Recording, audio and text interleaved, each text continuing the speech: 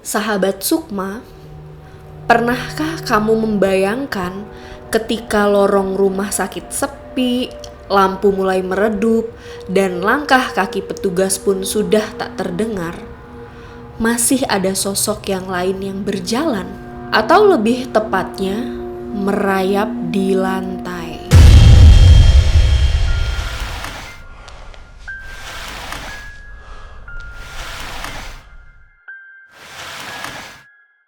Malam ini, kita akan membuka tabir dari sebuah urban legend paling ikonik di Indonesia. Bukan sekedar cerita seram, tapi jejak sejarah, trauma, dan luka lama yang tak pernah sembuh.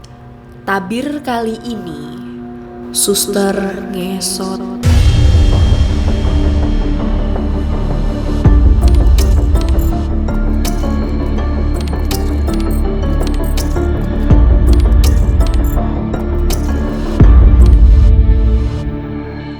Cerita tentang Suster Ngesot pertama kali dikenal luas di Jakarta sekitar dekade 1970-an. Namun, mitos ini dipercaya berakar lebih dalam, kemungkinan berasal dari era kolonial Belanda. Beberapa sumber menyebutkan bahwa cerita ini bermula dari berbagai rumah sakit tua di Indonesia. Salah satu versi paling dikenal menyebutkan bahwa sosok ini dulunya adalah seorang perawat muda, keturunan Indo-Belanda. Ia disebut-sebut mengalami kekerasan seksual dari seorang dokter atau pejabat rumah sakit, hingga kakinya dipatahkan secara brutal. Trauma dan luka fisik membuatnya tak mampu berjalan lagi.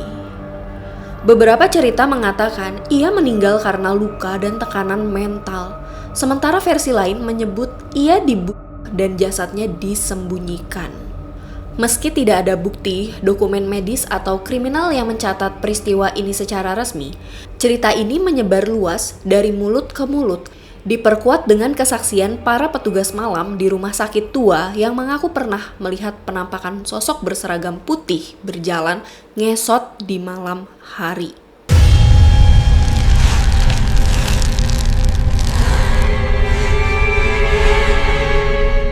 Di era 1990-an, berbagai media cetak pernah memuat artikel tentang petugas kebersihan dan satpam rumah sakit yang mengaku melihat sosok wanita berbaju suster merayap di lantai lorong rumah sakit. Salah satu kesaksian yang paling banyak dikutip datang dari seorang satpam rumah sakit di wilayah Jakarta Timur. Dalam wawancara yang dimuat oleh tabloid misteri tahun 1993, ia menceritakan pernah mendengar suara roda besi bergesek seperti kursi roda pada pukul 2 pagi.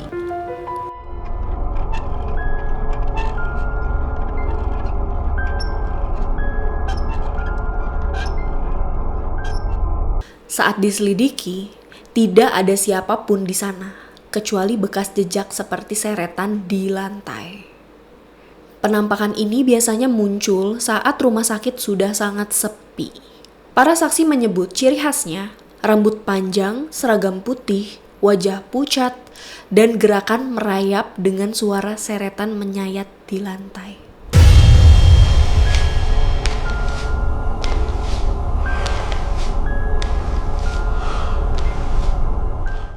Meski CCTV jarang menangkap bukti visual, laporan serupa datang dari berbagai rumah sakit tua di Indonesia. Kisah ini dituturkan oleh seorang mantan mahasiswa kedokteran yang pernah menjalani koas di salah satu rumah sakit tua di Jakarta pada tahun 2006. Ia hanya ingin dikenal dengan inisial A. Malam itu, saya baru selesai shift malam di ruang bedah sekitar pukul 1:30 pagi. Saya habis membantu dokter jaga menangani kasus operasi kecil yang berlangsung cukup lama. Karena belum makan malam dan kepala mulai pening, saya memutuskan untuk ke ruang istirahat, ambil air minum, dan cari cemilan dari loker. Rute tercepat ke ruang istirahat adalah lewat lorong belakang dekat gudang linen. Lorong itu memang dikenal sepi, agak gelap, dan jarang dilewati, bahkan oleh perawat. Beberapa teman koas sering bercakap, bilang lorong itu bekas bangsal pasien jiwa zaman Belanda. Saya anggap itu hanya iseng.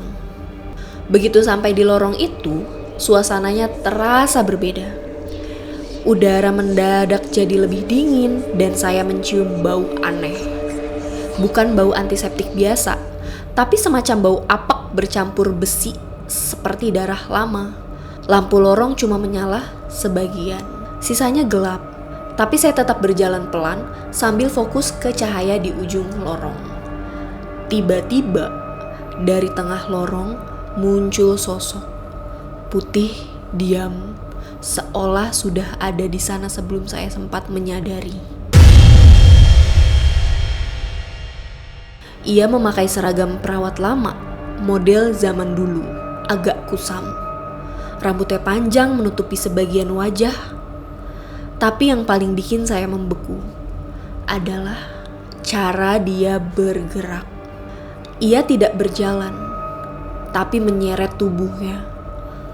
Pelan-pelan menggesek lantai dengan tangan dan lutut. Seperti ngesot.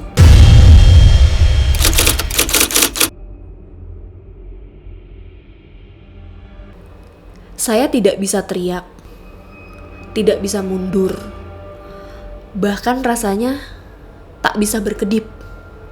Saya hanya berdiri kaku, menatap tubuhnya yang makin dekat.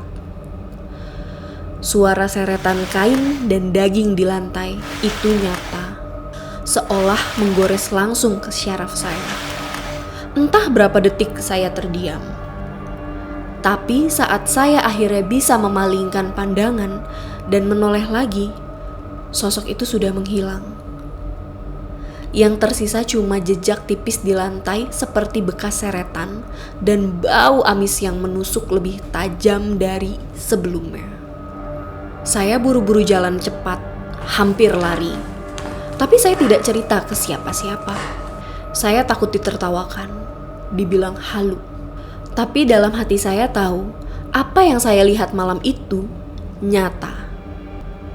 Dan sampai sekarang, tiap kali saya mencium bau antiseptik rumah sakit, suara itu muncul lagi di kepala saya. Suara kain yang diseret tubuh, yang tak seharusnya masih berada di dunia ini.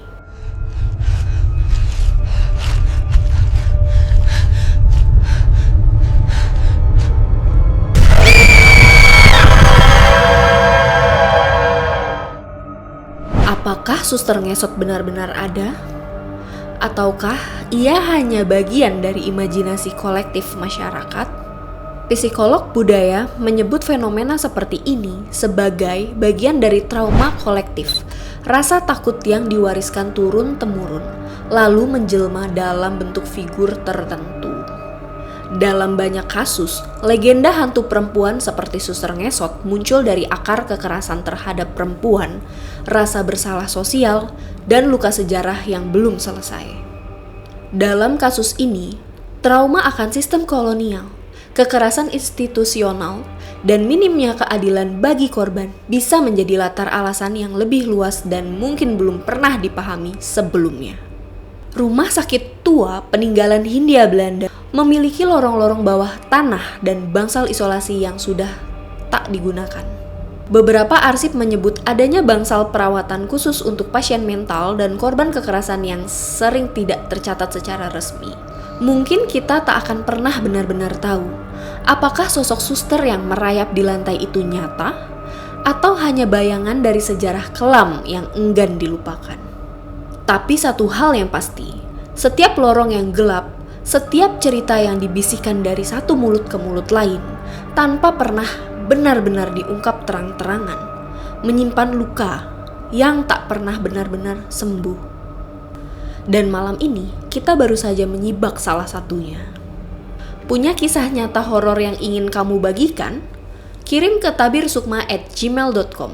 Aku akan membacanya di segmen Bicara Lewat Sukma. Dan jangan lupa untuk like, subscribe, dan share video ini untuk menjaga agar mereka yang pernah hilang tak pernah benar-benar terlupakan. Aku Sukma, sampai jumpa di episode Tabir Sukma berikutnya.